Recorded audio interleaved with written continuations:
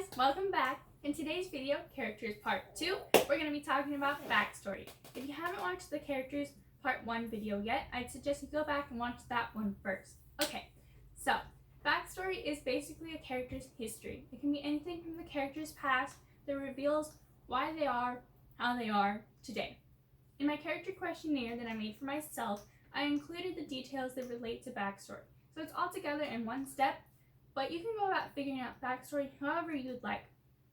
In today's video, we're going to be focusing more on writing the backstory in your story than coming up with a backstory, because coming up with the backstory is pretty self-explanatory.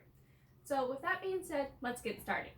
In writing backstory, it's important to not overwhelm your readers. Don't reveal all of the backstory all at the same time, and certainly not all at the very beginning. Spread the backstory out and reveal it in small chunks at a time. Think of it like hiding Easter eggs. When you're hiding Easter eggs, you want to hide them in different spots, not all in the same spot, and you don't want to hide just one giant egg either, because that'll take away the fun of looking for them.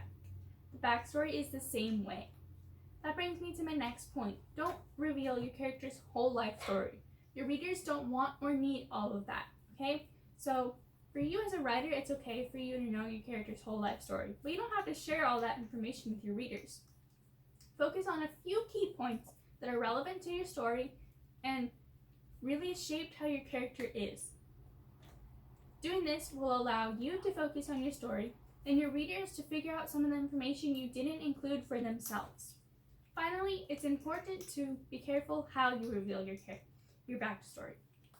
Going back to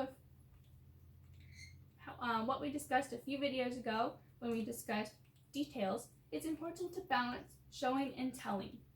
That advice still stands in today's discussion about backstory. So yeah, that, my friends, is all you need to know about writing backstory. In yesterday's video, I told you guys to create a character. In today's video, I'm going to tell you to come up with a backstory for that character. You can even start writing a story if you want to start practicing revealing backstory like we talked about in today's video. That's all I have for you guys today. I'll see you next time in part 3.